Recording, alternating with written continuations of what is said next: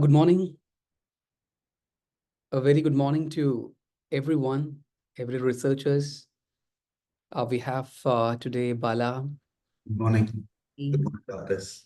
Mini. How you doing? All good? Yeah, good. Okay, great. Great to hear. Morning, everyone. Today, Pille is not joining. And he's on traveling, I think. He's Yeah. already. I think everybody used to see Pille in the session, right? Everyone. Yes, before you joined, Pille will be here. I think he didn't become, he used to attend all the He's sessions. always the early student around. Yeah, yes. Okay, great. Today, my plan is to discuss the two important research papers that I have recently gone through. And we are having some remaining presentation as well in terms of business theory that we have chosen. So can you please tell me, or can you please type it here in the chat box, what all theories that you are going to discuss today and who are going to do that? Pillai is already done. Mini, have you done already your presentation? No, mine not done. Okay, I have done. Bala done already. Yes. Perfect. Then Ami, Not yet done though. Not yet done. So okay. hopefully today I can present. Can you just, we will complete it that. And can you please type it here? What all the theory that you got, we are going to discuss today. And Inam, what about Inam?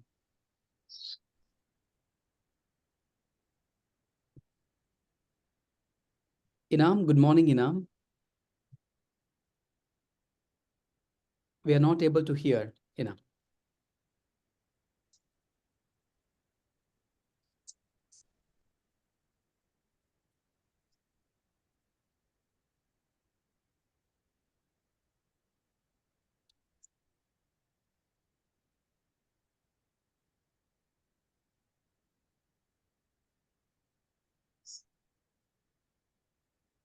Okay. Let me start with a small concept with you. Let me start the today discussion with a small concept. Meanwhile, I hope that you will be able to write it. You can chat box, you can just type in the chat box what all the theory that you are going to discuss today.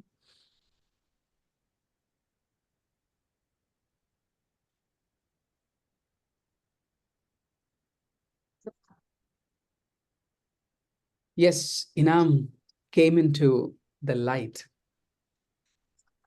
Good morning, Inam. I think in. Okay. I apologize, my headphone is not working. Okay, your earphone is not working. Now it is okay, yeah. Okay, perfect. Thank you. The first time in Pakistan, someone has got the Olympics medal, right? The gold. Yes, right. Okay, celebrating, yeah? It is celebrating in Pakistan very well. The interesting fact is that they are very best friend, the Indian and the Pakistan, the one who contested. Yes, right. Yes. Okay. So, Ami's topics are all these things and adaptive strategies, strategic intent. Okay. Mini, have you written your topics? Yeah, I'm writing. I'm writing. I Okay. think I have some issues here. Yeah. Okay, no problem. Inam, are you ready with your topics?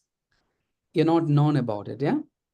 Yes, I prepare presentation about leadership. Okay, leadership, the fast one. I think previously we discussed about this. Okay, we will do that anyway. We will do Okay. that. Okay? So be ready with this. I'll be calling you. Okay. I'm just starting with a small concept. I don't know whether you heard it or not before. The topic is the law of wasted effort. You heard this word? The law of wasted effort. There are a number of laws are there. Actually, the law I got it the previous day when I was looking into one of the psychologist YouTube presentation. I noted down. I thought, okay, I can have a discussion with you. Actually, he was discussing about his experience with number of clients. The clients, psychologists will be having always the clients in terms of they're having some mental issues. Obviously, the mental issues comes out of the failure. There are people who really focused on the failure. They're very unhappy and always oriented and thinking about the failures.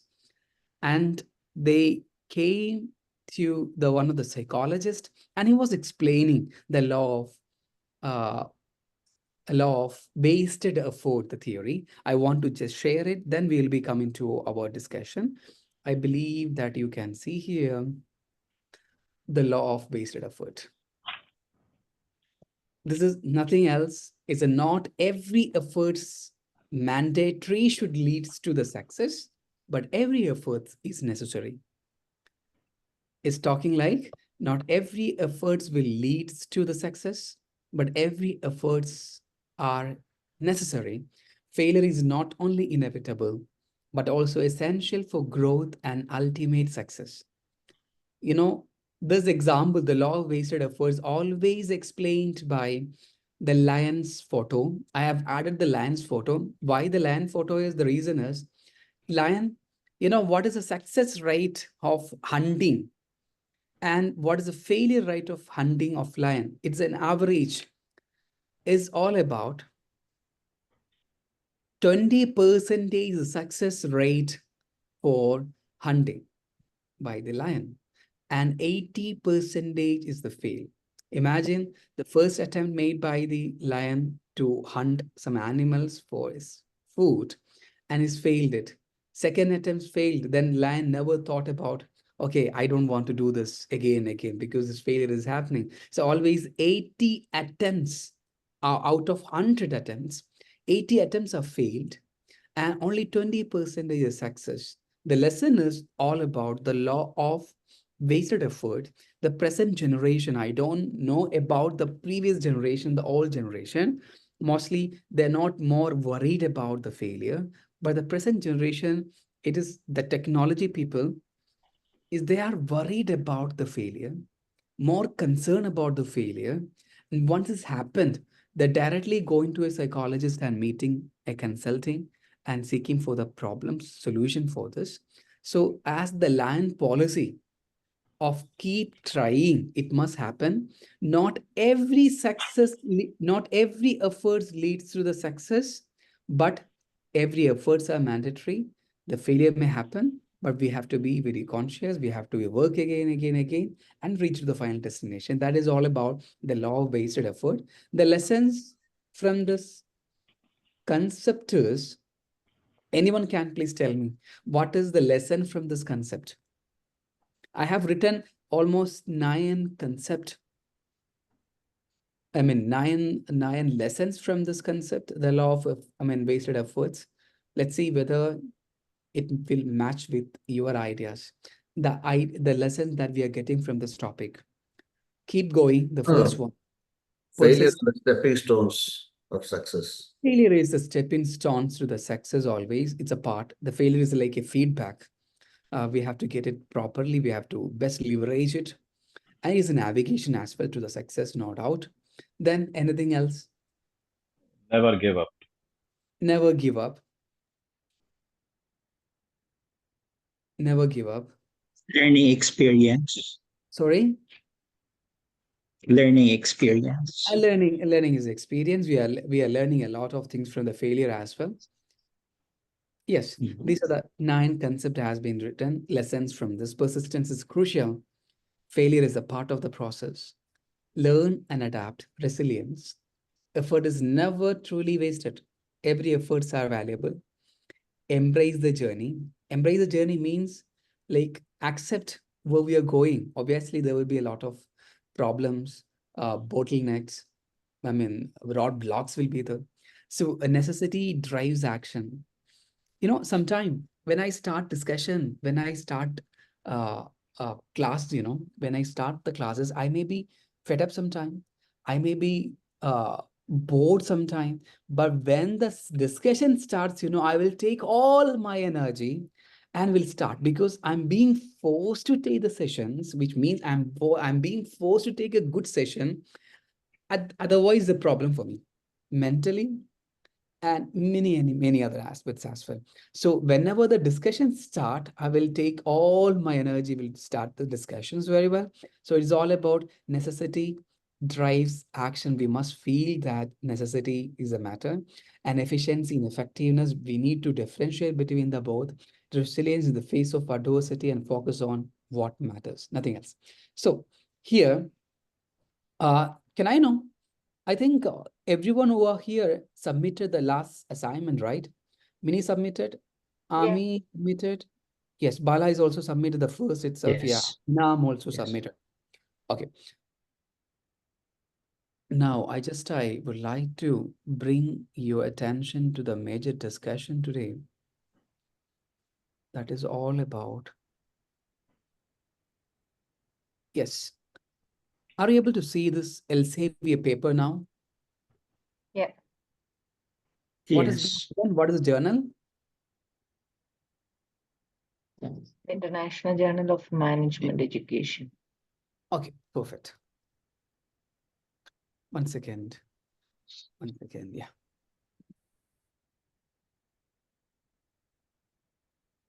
I believe that now you can see better. See, how many people have written this paper? A lot. 2, 3, 4, 5, 6, 7, 10. 10 paper. You know, I know one of the person, those who have written this paper, who usually publish the paper, who usually publishing a paper, little difficult task, and it will takes time. But now the trend, the people are getting together and working on it. I will give you how well they prepared. There are reasons behind this paper. If you publish this one publication in this, that is more than enough for your uh, thesis time. Thesis time, you must be having one publication is mandatorily in the good reputed journal. This is a very good reputed journal. Elsevier is a good publication, and the International Journal of Management Education is also good journal. So let's have a look on this, how they prepared this paper. It's a purely theoretical paper, They didn't take any primary data. So how they prepared? Let's have a look on this. So the most of the people are from United Arab Emirates. You can see the Abu Dhabi School of Management and University of Rompton, London, United Arab Emirates campus. And yes, some of the people are from Australia as well. Okay, enhancing academic integrity among students in Gen AI, artificial intelligence era, a holistic framework. That is the topic. So how they distribute, I will be telling you the strategy they have adopted for publishing this paper. Firstly, whenever we have an intention to publish a paper, we have to look into which journal we are going to publish. We have to read the stem lights, the structure, everything in detail. Then only we can draft everything as per the requirement. So a small abstract, what exactly they are doing here. You can get to know everything in detail here. The introduction of artificial intelligence, specifically generative AI, has significantly transformed the higher education landscape. Despite the opportunities GNI offers the students, they may pose significant challenges for academic integrity, no doubt. This is crucial for higher education institutions to balance the use of Gen AI for enhancing the learning experience of the students with its ethical and responsible use in the educational journey. So this is a major idea because they are looking into what is present and relevant topic. They have chosen this topic, AI, students' integrity. We are more into that. People are using ChatGPT for their works, but copying directly and pasting is not at all acceptable. So what they are contributing as a lessons, as a contributions, let's discuss on it. They're proposing. Are you able to read it? One second. We propose 8 strategies ranging from collaborative learning for students to developing comprehensive Gen AI policy for institution maintaining academic integrity among the students in HEI. Now, while I'm discussing this topic, you have to think in your own perspective and related to your topic. Okay, so what they're doing, they have introduced little bit things about the paper. Then they started telling about what they are proposing, what they are doing in this paper. That is all about 8 strategies they are developing in terms of the 8 proposition. And this is the contribution from this paper. Then started introduction. See, you have to be able at the end of this paper, all the doubts should be asked related to a theoretical paper publication.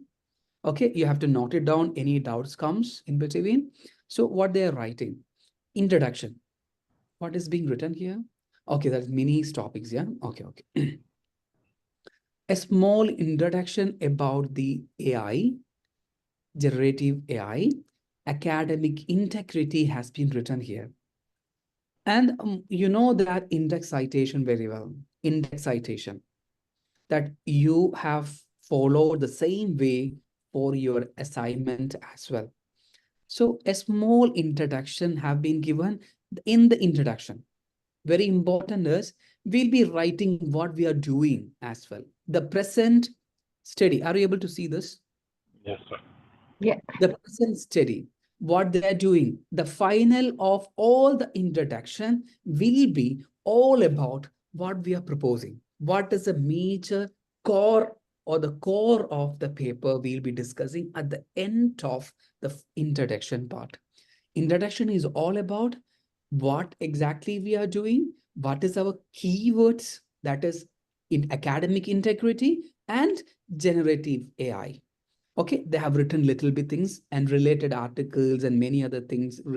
Student academic integrity, they have mentioned here in the first introduction. Then coming to the literature review. Literature review, we can write in different ways.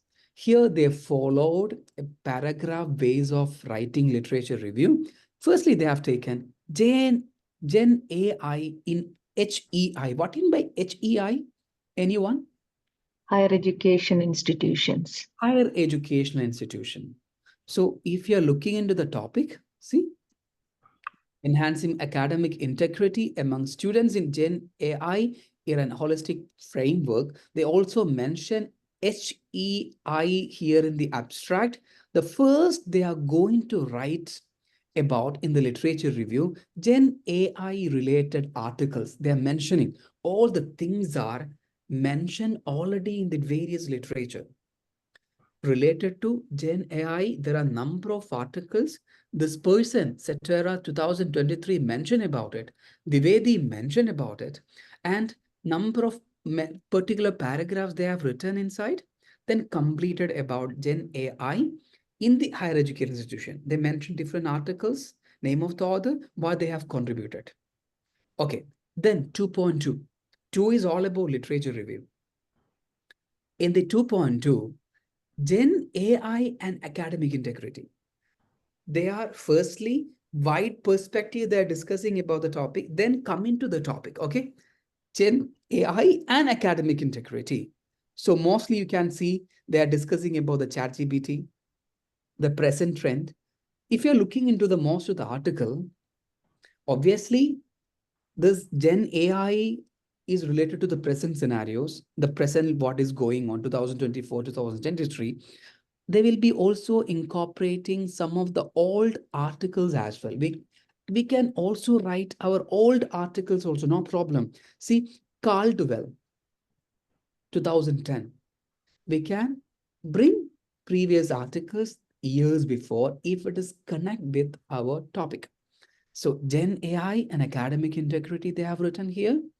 Then what is next? Gen AI and assessment approaches. While we start reading our articles, we'll be getting more idea what should be the different subsection about the literatures. So they have given another subsection for Gen AI and assessment approaches. Then they are again discussing about present higher education institution policies, guidelines on the use of Gen AI tools. I believe you're getting my points.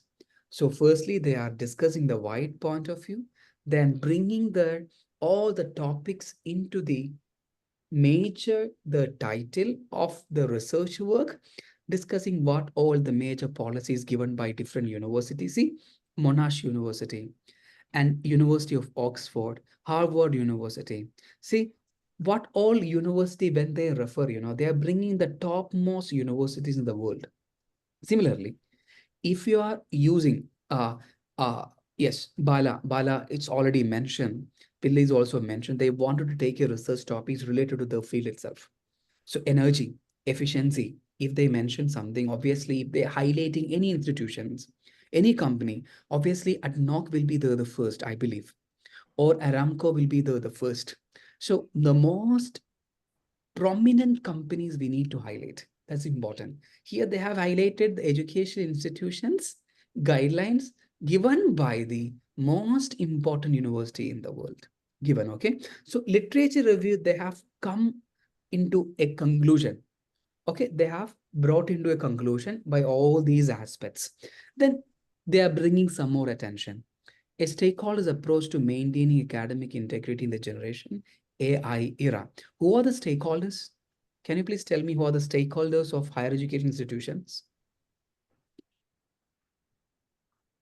Institutions, the academic professionals, students, Professionals, it can be Students. society, faculty, students, Yeah. society, universities, government, many things. Yeah. So they're discussing about their approaches, their perceptions about academic integrity and Gen AI era. Mainly, they have taken educators, institutions, and student. They are start discussing on it. Why I'm discussing this paper? Since you have submitted all the assignments in a very good way, so if you're able to make the submission like that, obviously you will be able to do the paper like this, no doubt, because it's a very simple paper. Similarly, you can also work on it. Keep all the question in your mind before I'm ending this research paper. See, they're talking about stakeholders' perspective generally, discussing related to number of academic integrity major research article they're highlighting here. So then coming to the fourth point, empowering student for integrity. How to empower student for integrity. Academic integrity is a major keyword for the topic. Then they are bringing the attention, collaborative learning. They are writing about the collaborative learning, how we can make sure that academic integrity, writing what they're writing here, what all the related articles mentioning about the collaborative learning, they're writing here, how they contribute the points, what are the major findings of their articles, they're written here. See, collaborative learning is an educational approach that encourages students to work together on tasks or assessment towards a common goal. Who said this person has mentioned? And what are the different theories related to this collaborative learning? These people have already mentioned. Then they are proposing. See, whenever we are writing and relating any articles from the different literatures, then we have to connect with our ideas. What they're doing, we propose, and engaging in collaborative learning helps maintaining academic integrity among the students. Okay, then they are creating a proposition. One, that is one of the strategy. You remember in the abstract, they wanted to bring 8 strategies for the paper as a contributions. Yeah, the first contribution is collaborative learning strategies are crucial to maintaining academic integrity amongst students in the Gen AI era. That's the first proposition. They have written that in relating to various articles. Imagine they're not writing anything themselves. They are bringing all the things related to different articles. That's only happening here. Then, what is the second proposition? Enhancing critical thinking skills. Proposition 2. Okay? Proposition 2. Enhancing critical thinking skills.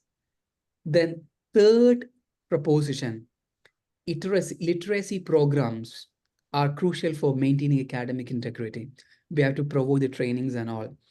Then fifth one, they're mentioning here, adaptive learning, and they're again creating the proposition, authentic assessment, that is also helpful for maintaining academic integrity. Project-based assessment, employing project-based assessment is a crucial and another proposition. Educator development program, that is for educator. Now we have mentioned till now is only for the students. Now they're mentioning about the educators as well. Then proposition 8, investing in advanced technology infrastructure is crucial for maintaining academic integrity. That is for institution. They are bringing this assessment, I mean, this proposition. They're totally 8 proposition they have included, I mean, total 9 proposition for the policies makers also. Policy makers also, they have given one of the proposition. Then again, proposition 10, again, cultural of academic integrity. Then they come to a discussion finally. Challenges also, they're discussing about it, about the integrity, academic integrity framework. Then future research direction. Some of the picture they have framed themselves. Conclusion. This is all about declaration, funding, whether you are getting any funding or not. They're writing about it. Then done with this. References. So what you can understand from this paper, there's 10 people. I don't know how many people are here. 1, 2, 3, 4, 5, 6, 7, 8, 9, 10. How 10 people are writing together this paper? How many propositions are there? 10 propositions, yeah? Imagine one proposition is only this much. I'll be showing you. Collaborative learning. 4.1. So we are sitting together. We are having a plan to write a paper. Similarly. So we have to contribute only little bit things. Bala has to focus only one aspects. I'm writing talent management one paper. Talent management, okay? Conceptual framework. And talent management in efficiency or in an energy field. Who is contributing? Bala is contributing. Little bit things only. Similarly, okay? And Army is contributing healthcare management field. I mean, not healthcare, yeah, healthcare itself. And Mini, in which field you are, you're also contributing something advanced about the healthcare. Then Inam is working in Qatar steel industry? No. Telecommunication. Qatar Energy. Qatar Energy. Same Okay. like ADNOC. Okay, like an ADNOC. So people are bringing their viewpoints related to your industry, or it is not your industry. Just leave it. Everyone is taking one paragraph each, one proposition is each. It's very simple to publish a paper. Are you getting my point? It's also for those who didn't join today. This is simple one, but we have to come forward to write. Initiativity must be there. After completion about the 8th module, it's mandatory for publishing a paper. It can be all together, no problem. We can make a publication for all together or 2 publication at least. Means everyone must be having one publication. Even if it is a 10 people, 15 people, 100 people, doesn't matter. One publication should be there by everyone. Then only we will feel confident to move forward for our research writing, I mean thesis direction. So what is your viewpoint? Please tell me now. Since it's a theoretical paper, are we able to write like this? Are we able, if you're making a small effort, and I'm here to help you in every aspects of writing papers. So what do you feel? The paper like this, minimum, we can generate the idea. We can discuss on it. No problem for that. Please talk about it. To my point of view, though, it is possible. I think it is much more viable if the collaborative of all the fellow doctors to share their point of view, especially in terms of the piece of their ideas and suggestions. It is just only on what topic will it be to be collaboratively the common denominator of the fellow doctors on which topic that it will engaging, that will be more interesting on both, especially in the side of Dr. Bala and Pillai in terms of the energy, as they already started with Dr. Mini, and I myself may be engaging in the healthcare plus the education Very good. aspects. So it could be more collaborative more, and in terms with Dr. Inam's ideas, it is much more viable. I think it is much more less not stress on this paper, as this is only a theoretical and easier, I think, to my point of view, Doctor. Perfect, perfect. So, who really wanted to be on board of my writing the research paper on talent management or employee well-being? I'm just planning for one paper. So, if anybody who wanted to contribute similarly, we can discuss further, no problem. They can on board, they can message me, or now they can talk, no problem. So your contribution will be very lesser. As a beginner, my contribution will be very higher. So whenever we are writing a paper, we'll be writing each other the name, no problem for this. So anybody who interested to be a part of the talent management, I started writing already one paper. So they can contribute your viewpoint. For example, is a theoretical. Actually, I'm writing one talent management, one paper. It is a purely empirical one. Is going for a publication now. But another paper itself is a talent management practices in different industries. So if you want to contribute in healthcare management from your side, you can do that, Ami and Mini. So from any other sides, I will be giving all the guidelines for this. So Okay, I will do in context of oil and gas industry or like this. practices, yeah, I will be giving the detailed analysis the next week of the talent management. If anyone who can From join. my side, I'm happy to contribute. It's like because I have lots of time because I'm on annual leave now, so I can fairly work on that. Very good, very good, very good, very good.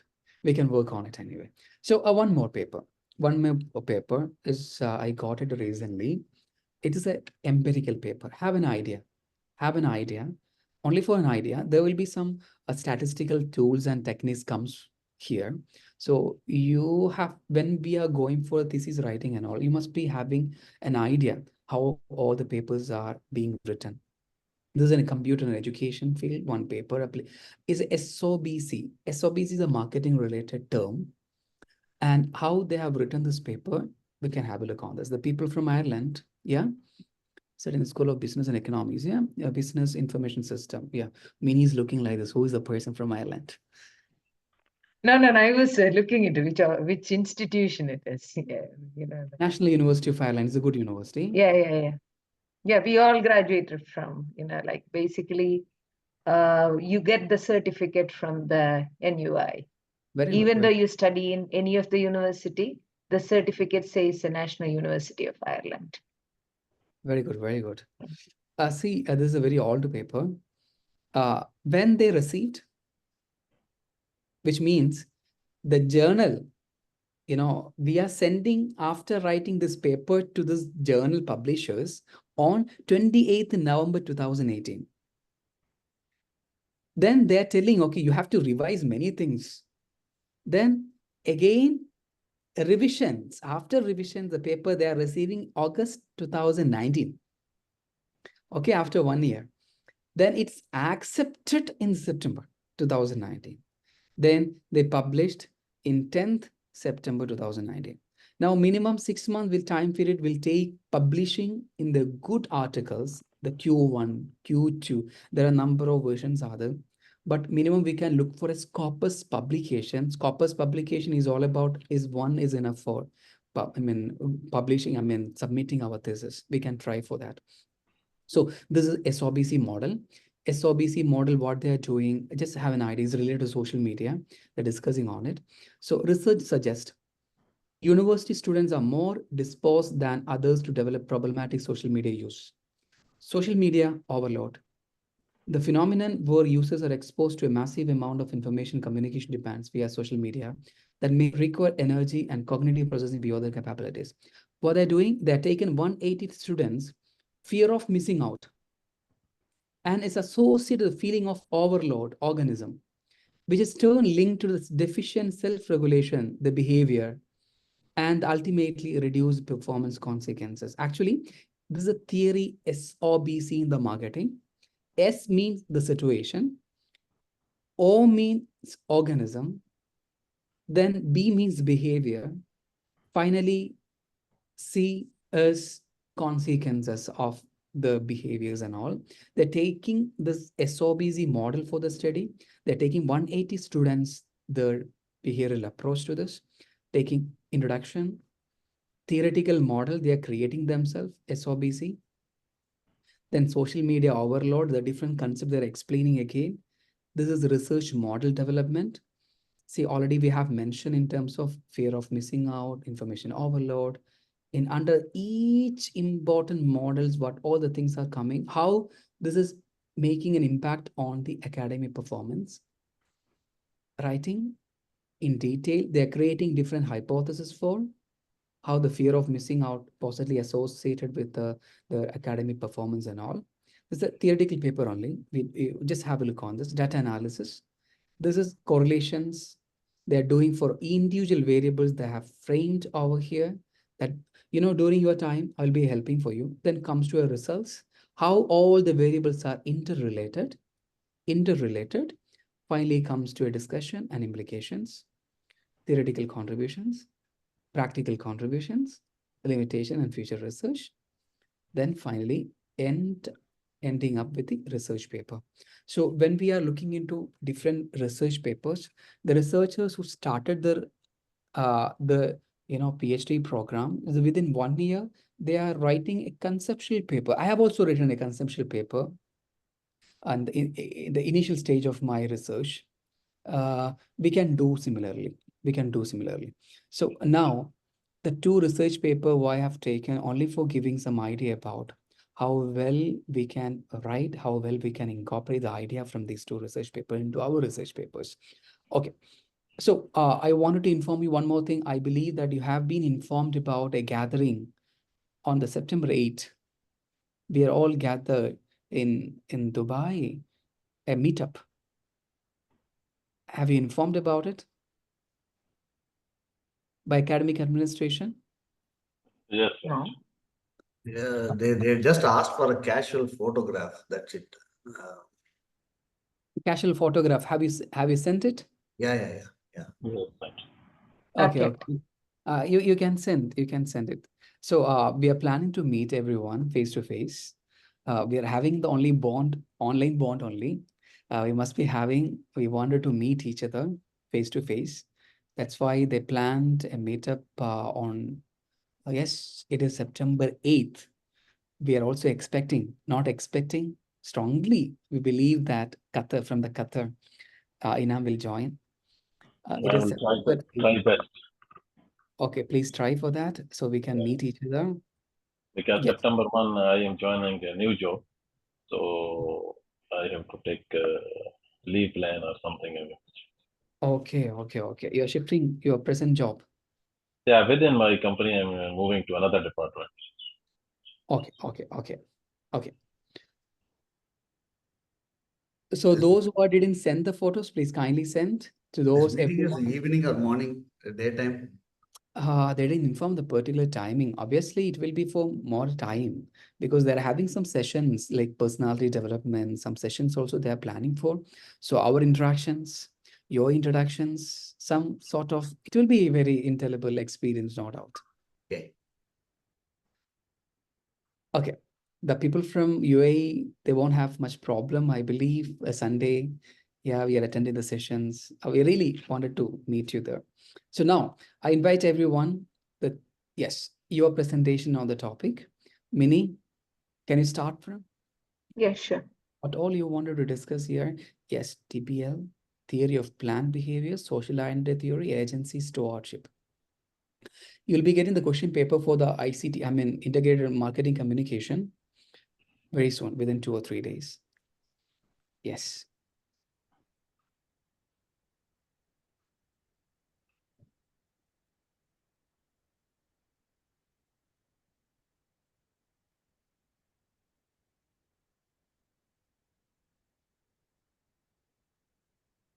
So Inam is not changing the job, but from one department to another department, right?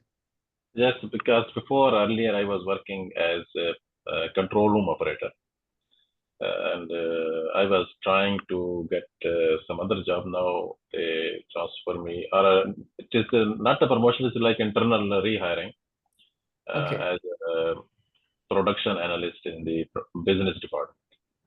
So Okay. probably I So will join. anyway, congratulations. We can celebrate on the September 8th. Yeah, thank you so much. Yes. All the best. Thank you so much. It was actually a long struggle. I started my job as a field operator, then plant operator, senior operator, then control room operator, and I keep on continuing my education at bachelor in chemical engineering and then master in chemical engineering with MBA and so on.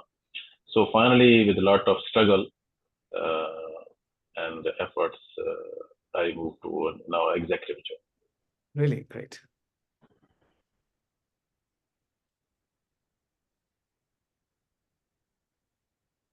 On the gathering, we can also meet the people who are doing our MBA programs as well.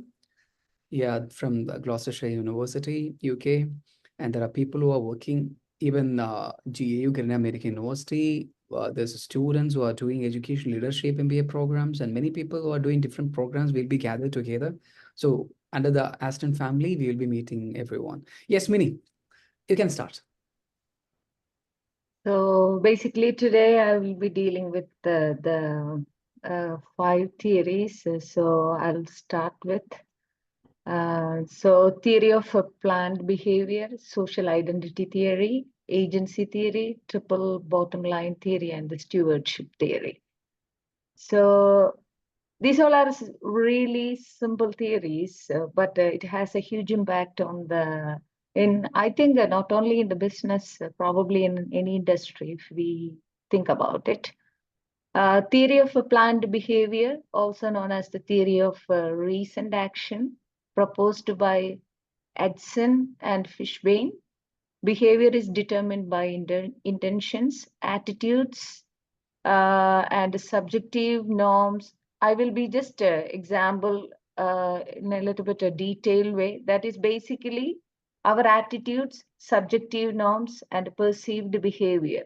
So what do I think that is going to be our attitude, and others' perception, that is what the subjective norms, and can I do it on analysis or like my own behavioral control. These 3 factors will decide results into a behavior. So if we look into like a behavioral belief, normative belief, and controlled belief, so this goes into basically we are intending to do that and comes into behavior. There are lots of factors which actually controlling this actual behavior. That's a different story.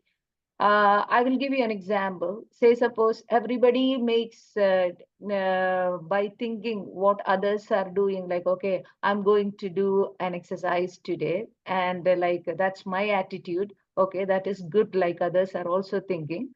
But in reality, I have a great intention to start everyday exercise or everyday going into the gym, or like that behavior probably may not happening, but that is what the expected behavior is going to be like. So if we look into the advantages and disadvantages, advantages useful for making prediction and help you identify biggest barriers of changing behavior. Disadvantages as such, there are certain situations where the model fail. The model doesn't include other behavioral factors like emotions. The model doesn't tell you what actions to take. I will just give you an example.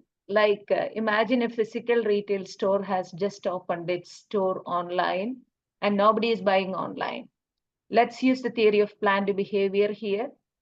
What is the attitude? Some people may not be familiar with the online behavior, or like they may be scared to use their cards. And subjective norms, there is no issues to use it. And perceived behavioral control, some people likes to touch the things or like just to use like oh which country it came from, or like just to use explore more, and people are intending to buy it. Some people think that, oh, it is difficult, whether I will be able to return it, whether I will be able to exchange it, all those things, they find things are a little bit daunting. So to address these issues, allow the credit card to be added to the account. So we can just nowadays, we can educate people like, or like an online store can say that, okay, you can register your card along with us, or like build awareness about reminding people regarding the online store and bridge the intention gap with the walkthroughs.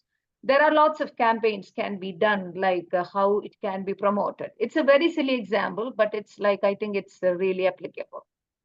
And if we move on to the second, social identical theory, we all are living in a society of like where the social identity and the branding has lots of significance.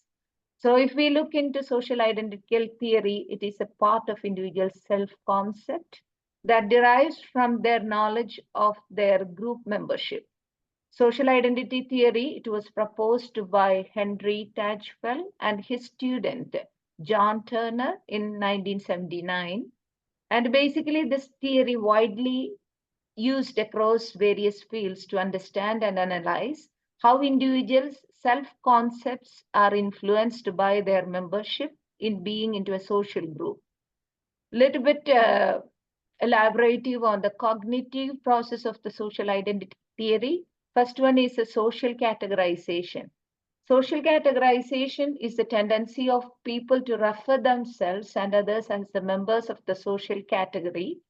And this enables people to describe people based on their group membership rather than their individual characteristics. So people like to not to be as a part of a major organization or like a major group. And next one is a social comparison. Social comparison is the process by which an individual compares their group with others in terms of value or like social standing. So same like as we all say like, oh, these people are working in the ad hoc group, or we will say that as healthcare workers, we will say that, okay, we are working in one of the branded group of healthcare sector. Or like social identification. Social identification has to do with how people adopt the identity of their group. So if they socially identity with one group, they will behave in line with the way they believe in group acts. I will just give you a silly example, like yes, the 2 days before my girls' results came, and she just wanted to represent, or like she just wanted to go into a group of like a Russell-based university. You understand? So it's a part of like a social identification. She wanted to go to a Russell group of university. So she wanted to identify herself as like, okay, I'm being a part of like an established organization, something like.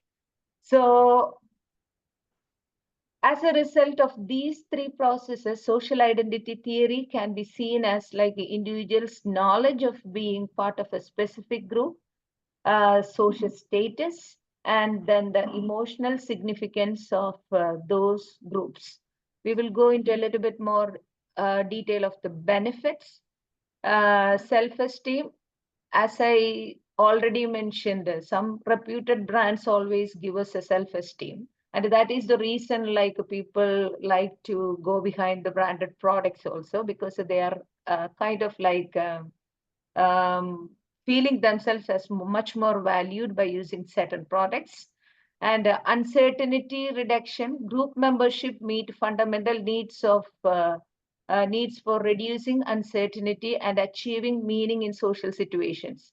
Sometimes if we look into our everyday day-to-day life, like I am being a part of like social group, or like a certain clubs, or like a certain society prevalent groups. People think like, okay, um, my my things are valued, or like my stance are a little bit more respected, kind of like. And security and belongingness, the need to feel inclusion and the distinctiveness within the group, along with the need to feel differentiation from outgroups, called optimal distinctiveness theory. gives us the security and a belonging while still allowing us to select a group membership that satisfy our needs. Some key uses of the social identity theory. It's all like a self-explanatory. Organizational behavior, it has the one dominant role. Team dynamics helps in understanding the group cohesion, conflict, and cooperation within the team. Leadership explains how leaders can inspire and manage a diverse group by appealing to the shared social identities. Corporate culture add in designing initiatives that foster a strong, cohesive organizational culture. Marketing and consumer behavior, it has a major role. As I said, like branding, people select things based upon their social existence. And brand loyalty, target marketing, intergroup relations, prejudice and discrimination explains the origins and persistence of intergroup biases and stereotypes, and conflict resolution, which can be self-explanatory. Again comes into the agency theory. Agency theory is a fundamental concept in business that economics that addresses the relationship between principals and agents. So basically, if we say it in a very layman words, it is like the owner or the stakeholders or like a shareholder and the agents and who all are running. So basically an owner who owns the business and who runs the business basically. So this theory explores the conflict of interest and issues that arise when one party is expected to act on behalf of another party. So agency theory argues, using fundamental assumptions, that agents are self-interested, boundedly rational, and different from the principals. It sometimes can occur that if we look into the principal, that is the owner, delegates the authority on the agent who will be the manager. And there will be difference of conflicts of interest because the principal may be more focused on like probably getting the revenue, but the agent can be more or less probably a kind of like a socially bound or like workers bound interest.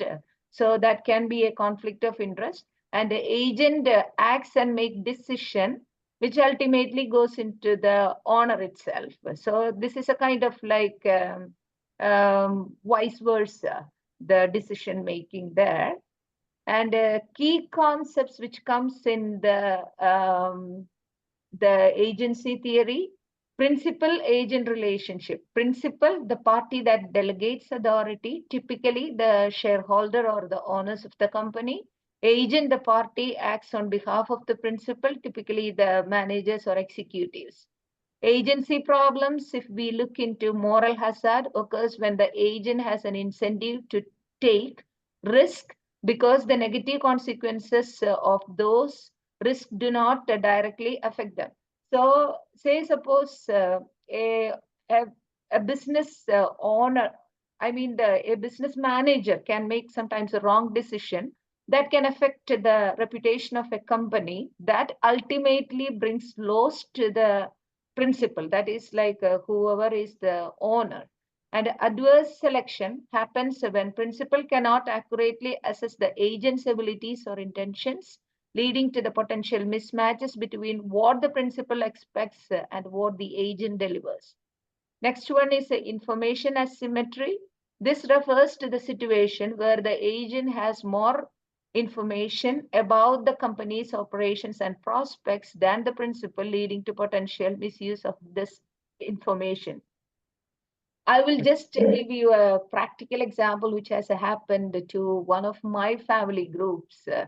Because I'm not revealing what the family members' business was. They were very leading business in Kerala, in the form of like in the textile industry. They established very well, and they had a very good business, and they were running. They are my family relatives, and basically what happened, they believed all these marketing people, and they told, okay, why can't you franchise into the different parts?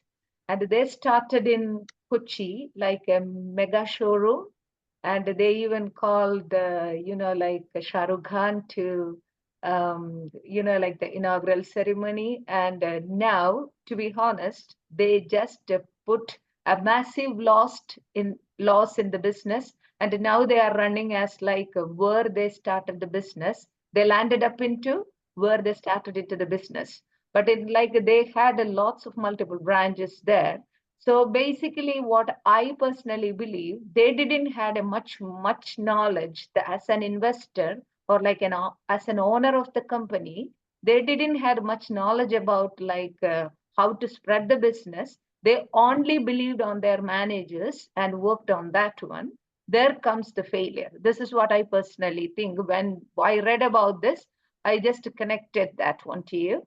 And education in business corporate governance, board of directors acts as an intermediary to monitor and control the actions of the agents, executives, to protect the interest of the principal's shareholders.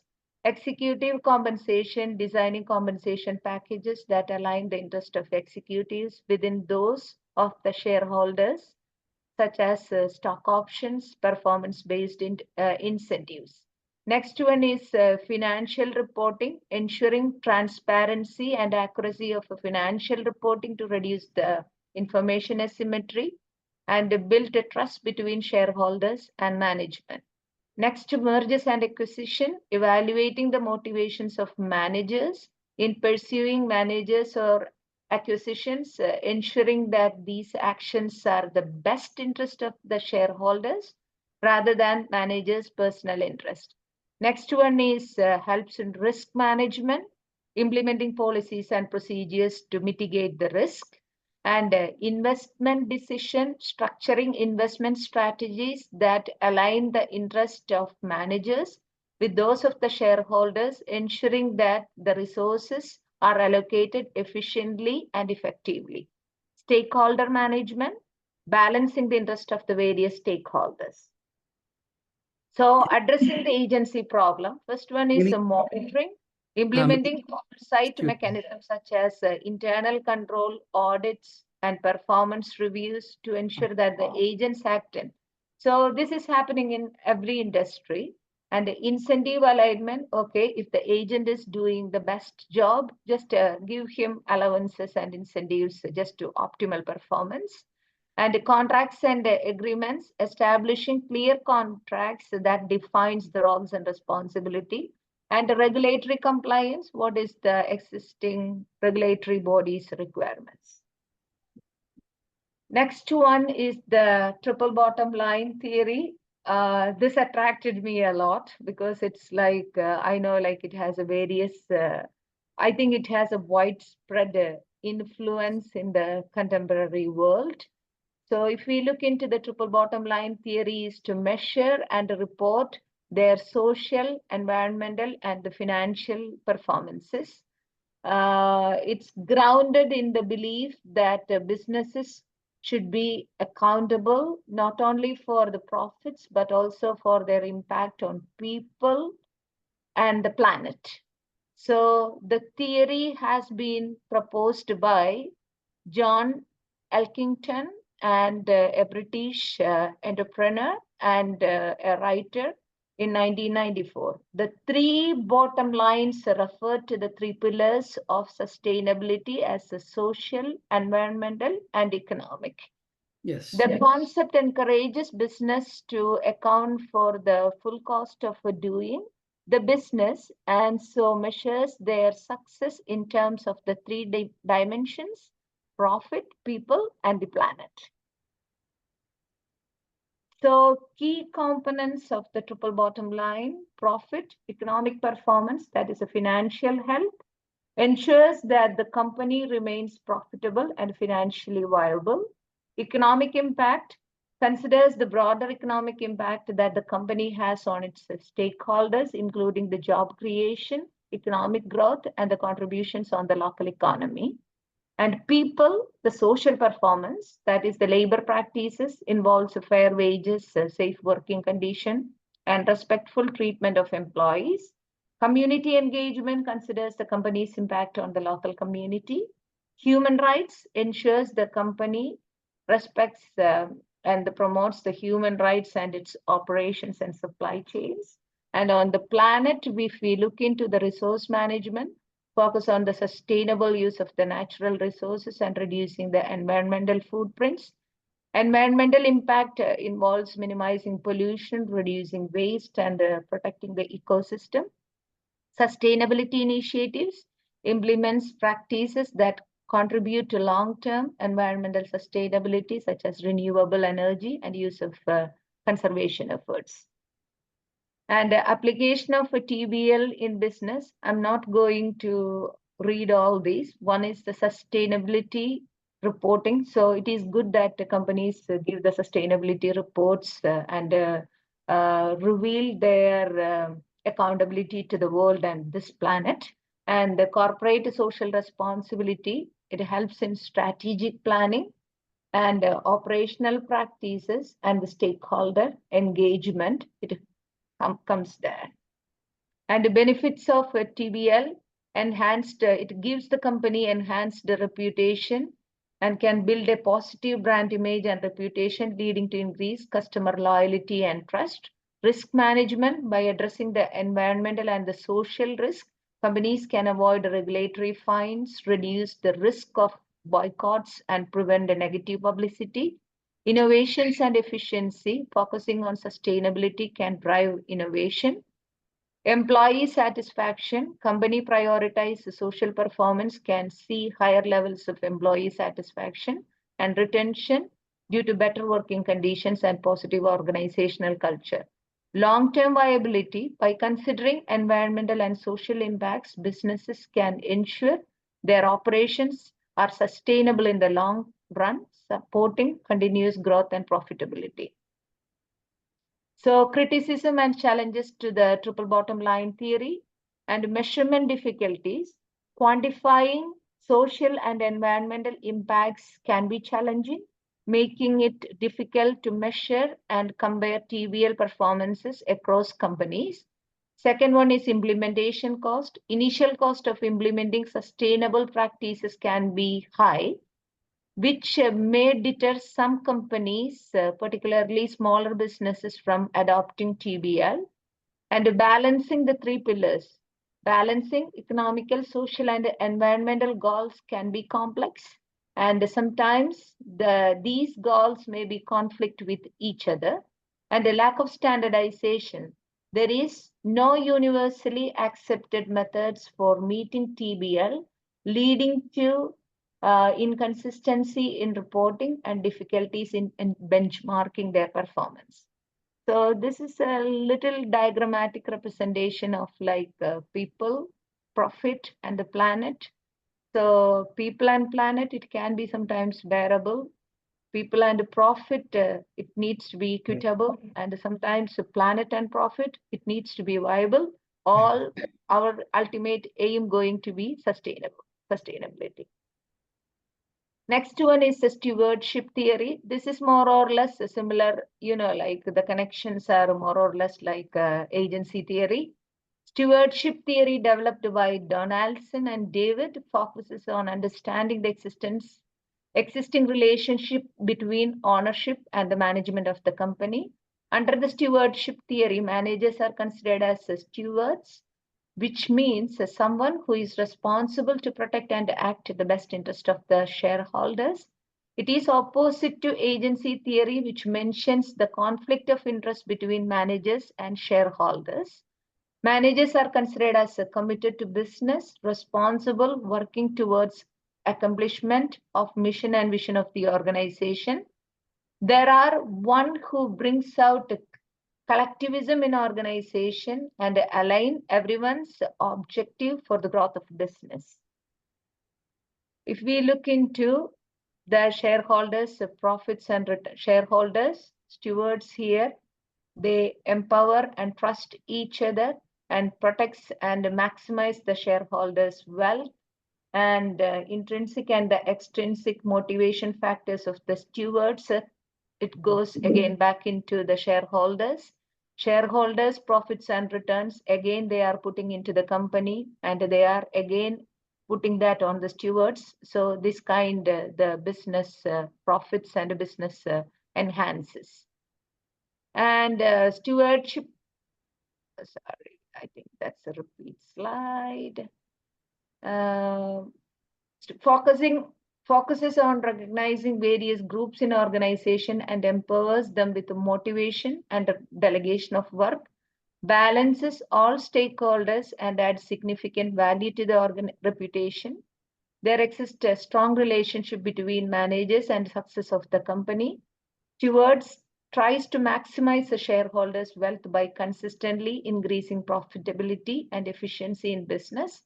More control and restrictions over managers may lower their motivation and hence turn them out unproductive, since they take most of the strategic decisions for growth of business in the long run.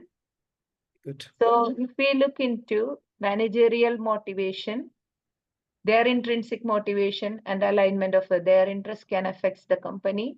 Trust and empowerment relationships, organizational identification, commitment to the organization, manages identity closely with the organizational goals and objectives, fosters the sense of responsibility and ownership. If we look into long-term orientation, managers are focused on the long-term success rather than the short-term gains. And a collaborative culture, collaboration and teamwork is important. So everybody, a shared vision and common goal aligns the interest of the members of the organization. If we look into the comparison with the agency theory, motivations, agency theory, managers are seen as self-interested and may need monitoring and incentives to align their actions with the shareholders' interest. Stewardship theory, managers are seen as inherently trustworthy and motivated by the organization's success. Control mechanism, agency theory emphasizes the need for monitoring, control, and performance-based incentive. Stewardship theory emphasizes trust, empowerment, and intrinsic motivation. Organizational culture, agency theory often results in a more transactional and control-oriented culture. Stewardship theory fosters a more collaborative and trust-based culture. Applications and implication, corporate governance, broad composition, stewardship theory supports the inclusion of insiders on boards who are aligned with the organization vision and values. The leadership style encourages a leadership style that is participative and collaborative rather than authoritative and controlling. And organizational performance, enhanced performance by fostering a sense of ownership and intrinsic motivation. Stewardship theory can lead to enhanced organizational performance. Sustainability focuses on the long-term success and sustainability rather than the short-term financial performance. Employee empowerment emphasizes empowering employees at all levels to make decisions and contribute to the organization's success. Job satisfaction leads to higher job satisfaction and employee engagement due to the intrinsic rewards of contributing to organizational goals. And criticism of the stewardship theory, idealistic assumptions. So always they think that my managers are good, they are really trustworthy. But critics argue that stewardship theory may overly idealistic, assuming that all managers are naturally act as stewards, which may not always be the case. And the lack of safeguards without appropriate checks and balances, there is a risk that managers could still act on their own interest, potentially harming the organization. Cultural dependence. The effectiveness of a stewardship theory may be highly dependent on the organizational culture and the existing level of trust within the organization. Very good. Any questions? Very good, very good. Mini, good presentation. And you have covered stewardship theory, agency theory, and social identity theory, planned behavior, then triple bottom theory as well. The 5 important theories. As you mentioned since the beginning itself, the theories are very simple, but it's having a direct or indirect impact on all the business practices, no doubt. So thank you so much once again for your presentation. Then after a long time, I think yes, Inams came here. For the presentation, So I think on the leadership, you can make a presentation. Then we will be moved to Ami presentation. Okay, all right. Unlike like studying the leadership theories and other theories, I took the practical aspect, how the leadership theories are implemented. So I will one Yes. second. Mini, when you shared your screen, firstly, my eyes comes to the point, one of the folder, mini John theory. Okay, we have learned a lot of theories, yeah, path call theory and Alder Merg, Alder EGR. Number of theories are there, yeah. Then mini John theory, what is that new theory? Yeah, then I understand. Yeah, for a small time, the very short time, I thought, okay, mini John theory, there is a new theory like that. It's only the folder, yeah. Mini John theory is it's like whatever happens in life, go forward. That's my theory. Yeah. At the end of your research, you should frame a new theory. The name is good, yeah. Mini John theory. It can be a new theory, yeah. It may be useful by the number of people. You can focus your own area of your research. Your topic related theories you can propound is also possible. And yes, today our Army's presentation is all about clinical pathways, lean healthcare. Yeah, lean theories related to lean manufacturing, lean Toyotas, TPS system. Let's see, game theory, all the things. We have some presentation from Army as well. Okay. What is this result? Or this is your presentation today, Yes, right. Why the name of the folder is like that? Result Odoo ZXXMI. No, this is you see the PowerPoint. No, we are not able to see the PowerPoint now. 1 second.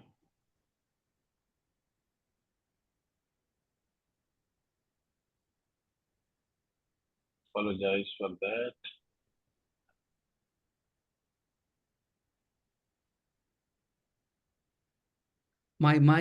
My daughter yesterday came and she's observing my eye. I was looking my eye myself, okay, in the screen, and touching my eye and say, Papa, you're having yellow colored eye. I said, I'm very happy. Yeah, she is recognizing, and she was telling. At the same time, she said, Papa, your teeth was also very yellow colored, Papa. Then I withdraw from the statement. She's observing, even the very child. Her age is only 4. They are scrutinizing everything. She's observing everything. Okay. Leadership of Sheikh Tamim Emir of Qatar. Very good. Amir of Qatar. Yes.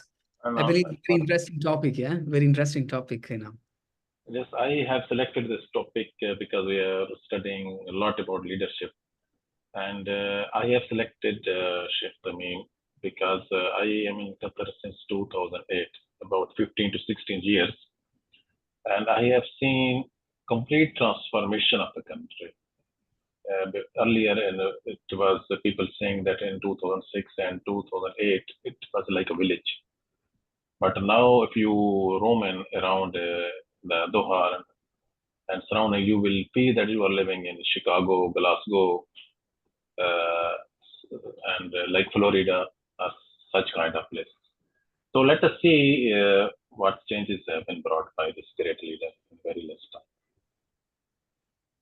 So we see the quick introduction. I will not take more than 7 to 10 minutes because the presentation is being followed. We will see quickly background, its vision and goals, domestic policies and reforms, foreign policy approach, economic initiatives, crisis management, culture promotion, sustainability, leadership style and governance, and global impact, and finally the legacy. Quick time.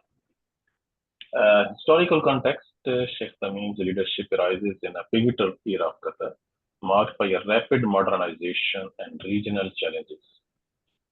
His ascendance reflects the continuity of Al Thani family since long. Sheikh Tamim represents a blend of tradition and progressive governance, championing both cultural preservation and ambitious national development initiatives that signal Qatar's growing presence on the global stage.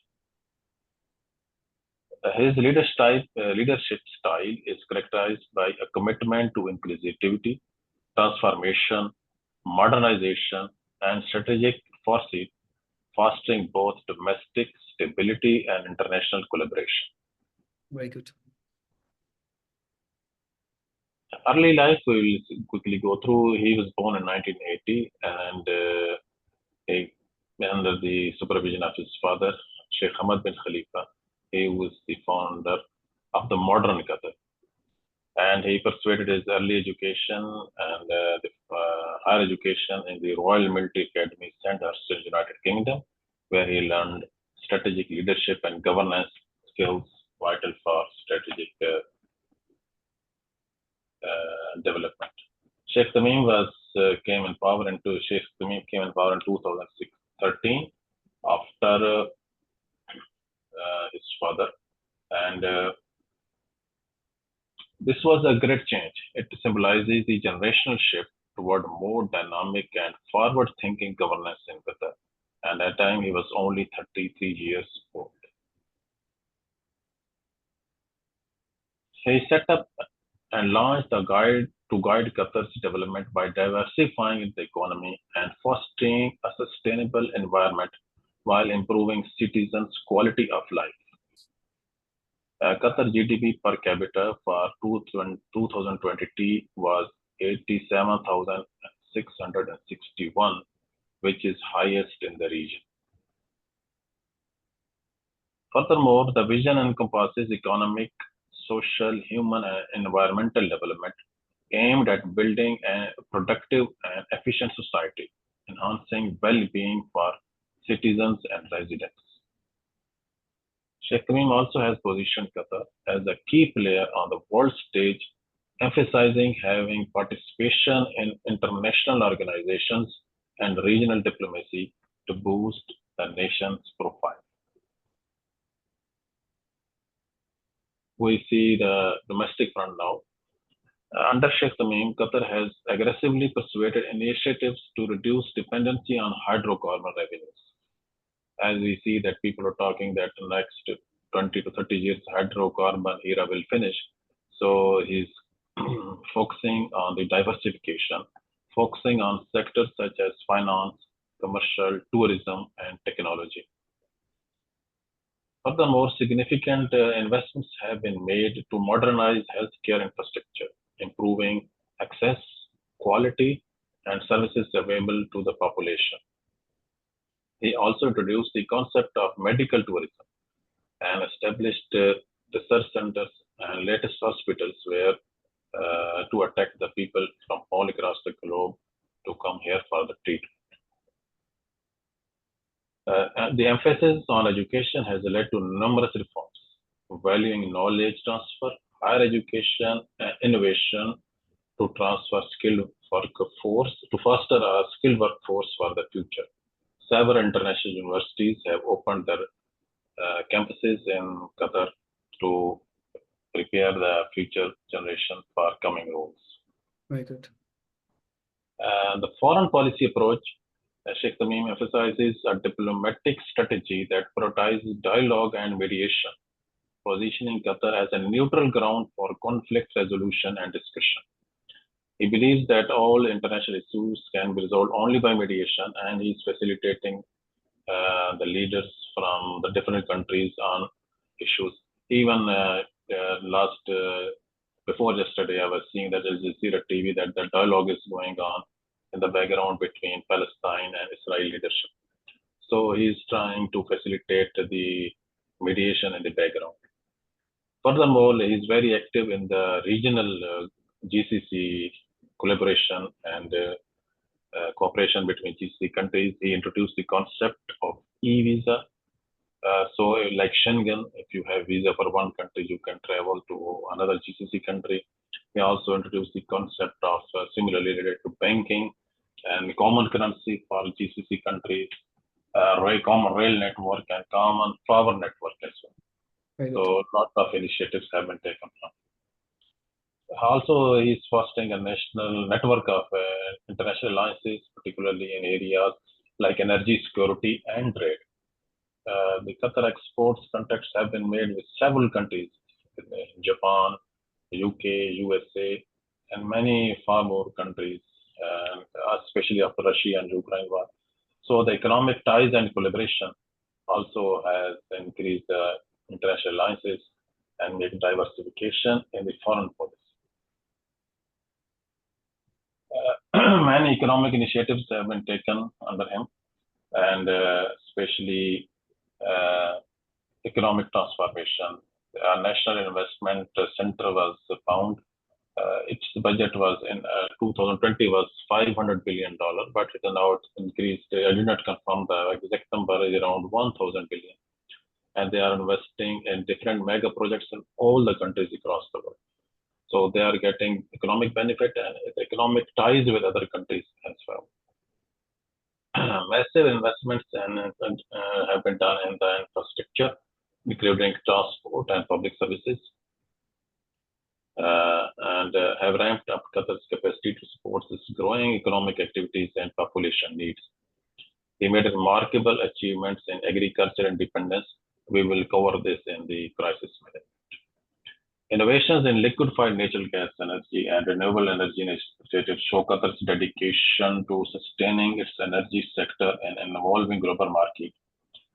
Currently, Qatar is producing 77 million tons of LNG, and the expansion projects will lead to 128 million tons per year, which is a huge amount and the largest in the world. Australia has ambitious projects and they will lead to 100 million tons in maybe 2030.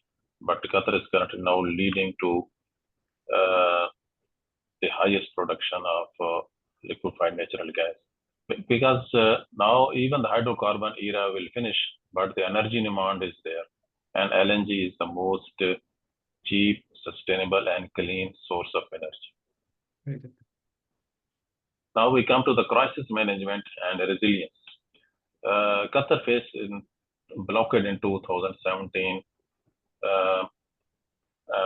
by the neighboring countries. So it was a great challenge, and there was chance of crisis, but he worked very aggressively and all in national and international fronts. And we declared Qatar this opportunity as a blessing disguised, especially the work on the agriculture sector, which was neglected before, and launched new policies for self-reliance. And they imported thousands of tons of soil from India and Bangladesh and Sri Lanka and launched agricultural projects. If now we see the Qatar is self-reliant and independent of food and vegetable supplies, and if we go to any supermarket now, you will find local products. I think this was a great achievement. Also, in crisis management, they maintained their growth, and we can see as per this graph, the steady state growth in GDP. Furthermore, launched many projects for social cohesion and community collaboration and increasing spirit of national cooperation and integrity. And also this led, and he created a bond between the residents and the nationals. There is no difference of any caste, creed, religion, or any kind of things. And it has increased economic stability. And we can see that in 2020, per capita income was 50,940, and the confirmed figures by Qatar Central Bank is in 2022 It was 87,661, which is the highest in the world. Furthermore, he doesn't believe only modernization and progressive approach, but also culture promotion and heritage preservation is also one part of his agenda. His policies advocate the promotion of Qatari culture and identity as a nationalistic sentiment, encouraging unity and pride among citizens. You can see here the largest museum in the Qatar. And there is another museum I did not put here. It's a museum of international Islamic arts. And many historical places, like this is one of the fort, have been refurbished and created to show the young generation about the past and history and make it as a tourist place. Furthermore, culture diplomacy through international cultural exchanges and events, Qatar has positioned itself as a cultural hub, forging relationships with diverse nations and showcasing Qatari arts as well. And also the cultural and sports events have Qatar is champion in this. FIFA World Cup in 2022, and followed by Arab Cup and Asia Cup was the part of this policy. We see that one of the agenda of the Qatar government was that every visitor who visits Qatar should become the ambassador of Qatar. So people will never have a good opportunity like this. It is a great event and the best organized World Cup in the history of FIFA. The important thing was that all the stadiums were in the circle of around 50 kilometers. So many people were able to watch 2 or 3 matches in a single day. And the transportation and all services were free in those days. And even they offered free food packages and counters, especially for the children and ladies. So it was a remarkable event. On the other side, important aspect is sustainability and economic initiatives. Sheikh Tamim is a proponent of climate action, advancing measures aimed at mitigating climate change effects within the region through innovative policies. And investment in renewable energy projects reflects Qatar's vision to transition towards a more sustainable energy mix, leveraging its source capabilities and responsibility. In this context, Qatar has launched the world's largest solar power plant to reduce the use of hydrocarbon and also to reduce the emissions. Also, they launched projects, especially in my company working, the zero wastewater discharge. All the wastewater generated is being treated and recycled for gardening and other purposes. Similarly, carbon capture projects, Qatar is trying to meet the international goals, and recently one project launched carbon capture project, which will capture 5 million tons of CO2 released from all the plants of Qatar, and it will be discharged back to the ground. Furthermore, to save time, Sheikh Tamim's global impact and recognition, Qatar has gathered numerous international accolades recognizing Qatar's contributions to global peace and development. And his ability to forge and maintain strong international relationships has positioned Qatar as an influential player in the various global discussions and negotiations. Very good. Qatar's investment in culture and educational and sports institutions abroad reinforces its soft power, enhancing its influence beyond traditional political or economic means. Summarizing, Sheikh Tamim's pivotal role in Qatar's development is marked by significant achievements across the economic, cultural, and diplomatic and sports domains. The future prospects, the strategies implemented under the leadership lay a solid foundation for sustained growth and international prominence, showcasing a vision that extends beyond the term.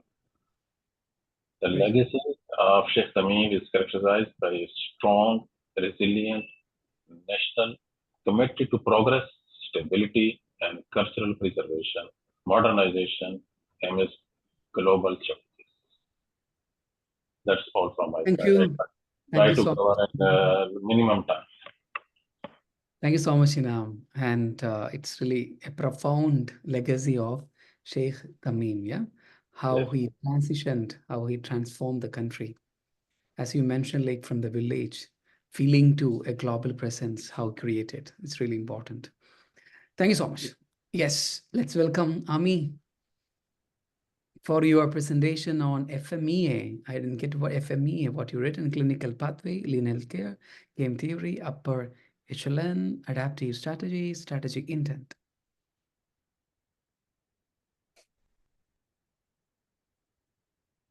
Yes, Ami, we are not able to hear. Uh, good good noon, fellow doctors. Yes. Uh, so now it's 12 o'clock. Yeah. Okay. You reminded us. Okay. Okay, I will just make it quick for everybody to so Mhm. that I can finish it earlier for the one. Can everybody seen now my Screen. presentations for today? Yes, right. Okay, so I'd like to discuss. Actually, I staggered the theories that I'd like to present in terms with the healthcare operations, then to the strategies and so on and so forth. So for now, I'd like to discuss pertaining the failure mode and effect analysis or the FMEA theory.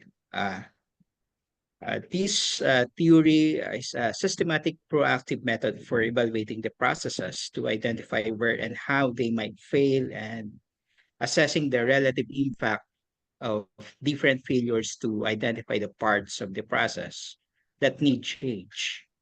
This is crucial in healthcare because it allows for identifying and mitigating risk before they affect the patient. So here are the some of the advantages pertaining to the theories. One is the proactive risk management, the improved patient safety, enhanced quality of care, and team collaborations. In terms with the disadvantages, so we have the team consuming, time consuming, and complexity, and requires continuous monitoring, which has always been the expected process in terms of dealing of the in the healthcare industry. So how does it need to be executed? So first we have to assemble a team, identify the process. So either to system to be analyzed like the medications administrations, the taking of notes, and so on and so forth. The third one is the map the process and identify the failure mode, assess effects and causes, prioritize risk, and develop action plans and monitor and review. So what is the benefits of having this kind of theory in terms of applications in the healthcare industry? One, it enhance the patient safety, improve process reliability, then increase staff awareness. So one of the example of these things that adopt and adopt this kind of practice of theory is the Mayo Clinic. The Mayo Clinic uses the FMEA to improve the patient safety and healthcare quality. For example, they applied the FMEA to their medications administrations process, identifying potential failure points and implementing safeguards, such as a double checking procedures and barcode scanning to reduce medications errors. To be honest, this kind of applications usually being used mostly in the hospital settings. Cleveland also are using different kind of applications, but it's just the same kind of theory or the intentions of that one is just the same thing. So another one is the clinical pathway. So what's the importance and impact this one to the organizations? Uh, Clinical pathway, also known as care pathways or integrated care pathways, are standardized evidence-based multidisciplinary management plans, which outline the appropriate sequence and timing of interventions by healthcare professionals for a particular diagnosis or procedures. They are designed to improve the quality of care, reduce the variability in clinical practice, and ensure efficient use of resources. So what's the advantages of this? And one is the standardizations of care, efficiency, improve patient outcomes, and cost effectiveness. So in terms with the disadvantages, we have the rigidity, implementations challenges. Third one is the potential for over standardizations. So for the example of these ones, we have the Cleveland Clinic. As I said, they have developed and implemented clinical pathways for various conditions, such as the stroke and heart failure. These pathways standardize care, reduce length of stay, and improve patient outcomes. Also, I may say that uh, in our company, like the National Ambulance, also implement this kind of practices, the evidence-based, like what we are dealing in terms with our clinical continuous medical educations, our CMS and the LMS. They are more coming from the evidence-based practice under the National Associations of Emergency Medical Technicians guidelines. Same with the AHA, the pre-hospital trauma life supports, the international trauma life supports, and other things that have provided by the authorities in terms of providing training and continuous education efforts. So these are all coming from the evidence-based practice that we are also. Same with the equipment that we're using, that it should be on the par of the standardized level of providing care to the patient. Third one is the lean healthcare. Okay, the lean healthcare is an adaptations of lean manufacturing principles. So here it comes in terms of improve efficiency, reduce waste, and enhance patient care. The core idea is to maximize the value of minimizing waste and optimizing processes. It's just the same, the Lean Six Sigma process we have. It's just like that we're eliminating the waste and optimizing the processes. So advantages is the waste reductions, improve patient flow, enhance employee engagement, and cost savings. So what are the disadvantages in terms of this? The cultural resistance, the resource intensive, and sustainability. And because I can put more on the sustainability to the point that maintaining lean improvement requires ongoing effort and commitment, which can be challenging to sustain over the long term. So this is quite one of the challenges that I can see and I see and in the multi-diversified kind of organizations.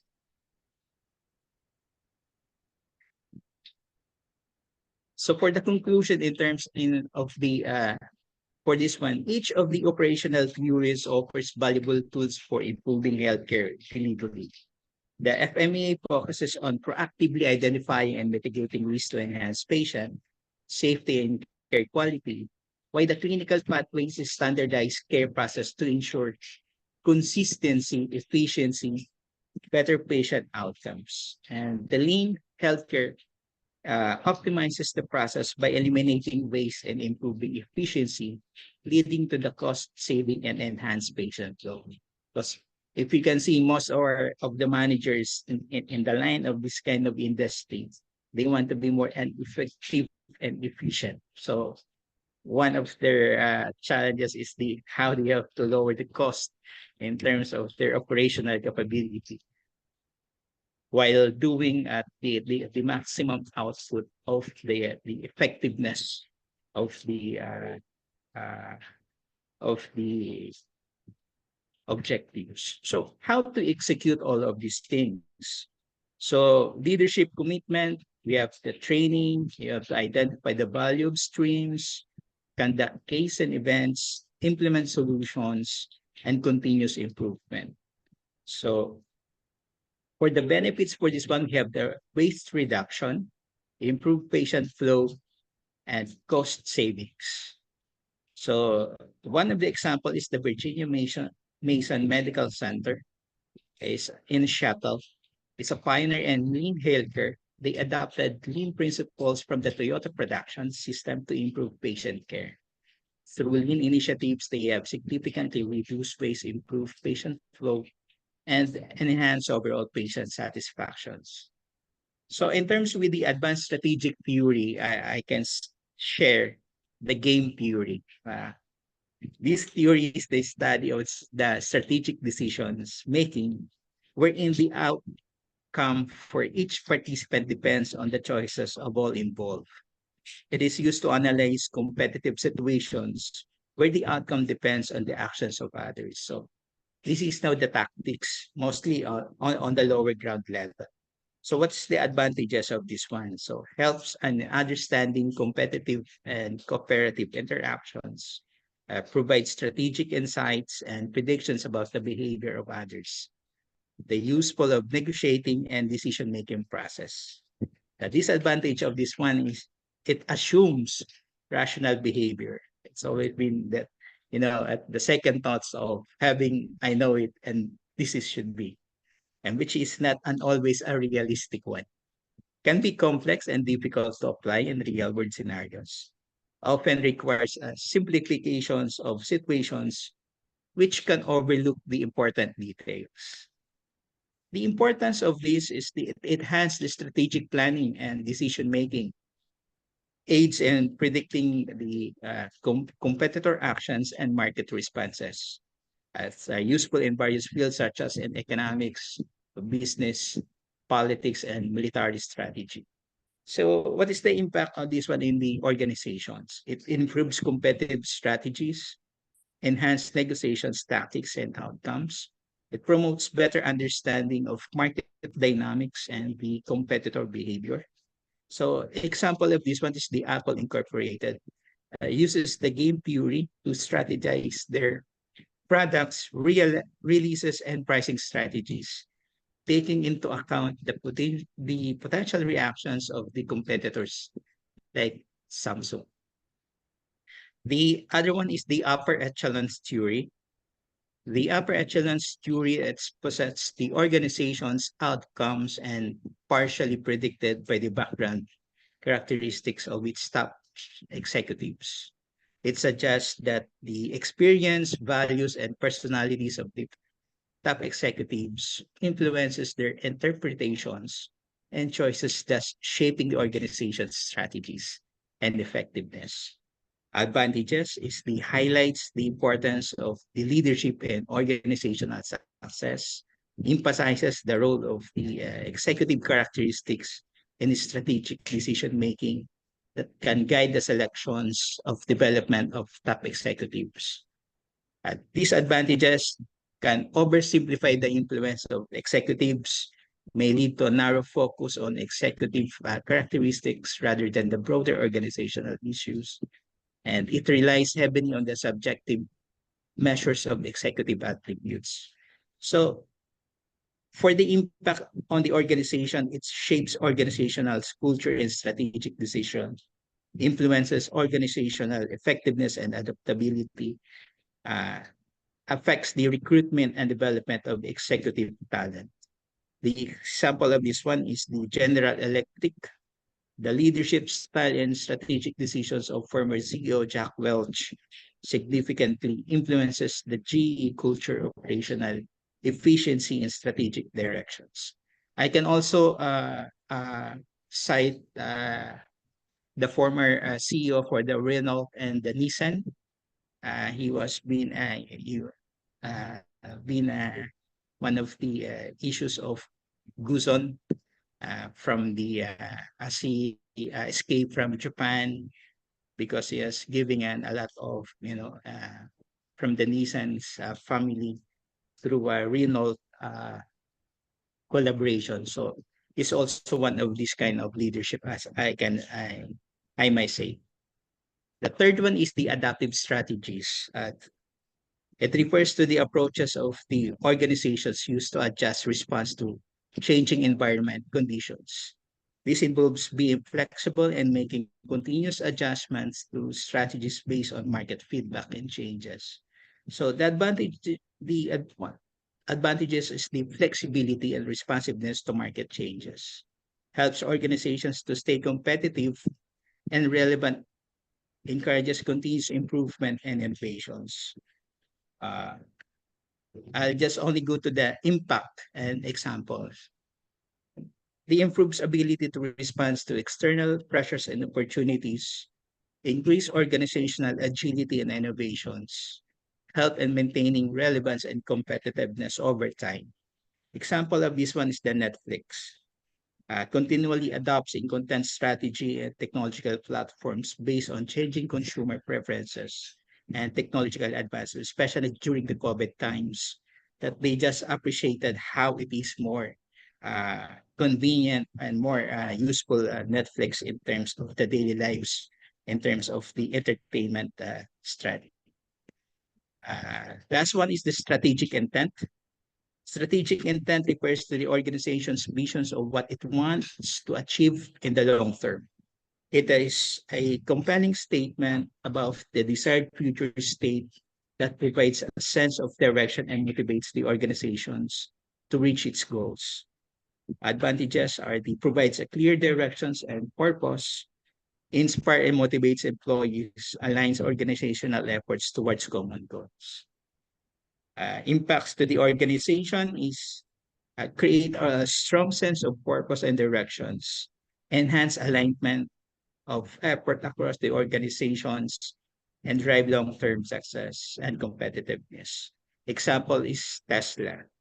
So if you can see that these kind of theories are I discussed or shared to you, fellow doctors, to the point that during the COVID times, these are one of the theories that I observe within my organizations. We adapted it. We try to change strategy.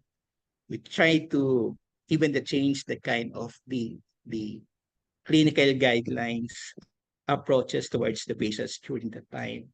And even though for the short term that we need to change drastically, but we need to be more on focusing on the long term, how it will be mitigating, how to be more resilient in terms of clinical and both operational in terms that the frontliners, how it will be gonna be more effective on their roles, especially in the front line. So I think this is much more, I can say, relate much during that time when I trying to research.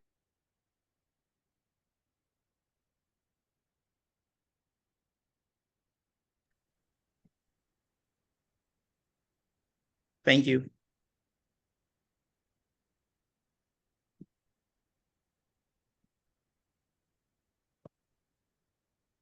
Thank you very much, fellow doctors. Okay. Thank you. Thanks, Thank you so Anu. much. Minnie wants to ask something? No. No. Okay. Thank you so much, Ami. It's purely related to your healthcare field. The theory that you have incorporated with your field of study, the clinical pathway, lean healthcare, a number of theories, your adaptive strategies like strategic intent and Echelon, yeah, Echelon theory, one of the theory that you mentioned it, that's also having some insights. Game theory. Game theory is always we discuss in the management, but you connected with the healthcare. Thank you so much. Thank you so much for making this presentation. So for the activity for the next week, this is very mandatory activity. We are going to wind up our all the modules. So next week, we are going to discuss the purely discussion on the basis of the research paper. I am going to write the activity. Just spend some time. Spend some time. We'll be having the discussion mandatory on the basis of this topic. Draft a research paper. By selecting a conceptual topic, then outline its structure and provide an explanation of your summary and plans. Which means, like Ami presented today in MS Word, I have shown you some of the research articles just before. Similarly, you have to share your paper, what all you have written. You don't have to think about its, like similarity. Just leave the similarity. Bring the information. Later we can paraphrase it. It doesn't matter. But now you have to focus on just drafting a paper. The topic can be anything. Already one paper is there. Some of Inam and Mini already mentioned that you wanted to join with me. That is there. That no worries. We'll be writing that. But yourself, you have to draft a paper within 1 week time period. And Mini, you already mentioned you are on annual leave. So just draft a paper. It's not a mandatory, it should be complete. It's not possible to complete it in one week time period, but at least structure it, and decide what all the things should be complete. You can write a research objective. No doubt you can frame your research objective, statement of the problem. See what if Ami is writing a paper on the healthcare. All the theory that you mentioned today, you have incorporated with the present scenario. You mentioned about the COVID-19 event. You can write all the theories even, no problem. Under the literature review, all the research articles prevalent in relating to your healthcare sector, which is follow these theories, you can mention the theories under the literature review. Similarly, just try, make an attempt. It must be intensified and passionate attempt. And we will see how much effort you put in, because you have to share your screen with your work that you have done. Not mandatorily. Like think as little pressure is there anyway. Let's see what you are going to contribute for the next week. So hope it is clear. Screenshot, you can the activity, draft a research paper by selecting a conceptual topic. It can be a thematical review, it can be a conceptual review, whatever it is. And then outline its structure and provide an explanation of your summary and plan. Why you are giving an explanation for your summary, in the sense, if you're not able to complete the entire paper, obviously you will not be able, but at least the structurize it and tell us what you are going to write. As we have seen the academic integrity and Gen AI era, what all the things they have written: introduction, statement of the problem, what important subsection under the literature review, then stakeholders perception, approaches they have written, and important 10 proposition they have written. You can also make a proposition on the basis of any important problems that you are seeing in your organization, whatever it is. You don't need to go for a primary research, only the theoretical, only secondary data analysis. Hopefully it's clear. Hopefully looking forward, eagerly waiting to see your research article on the screen. Thank you so much, everyone, for your presentation today.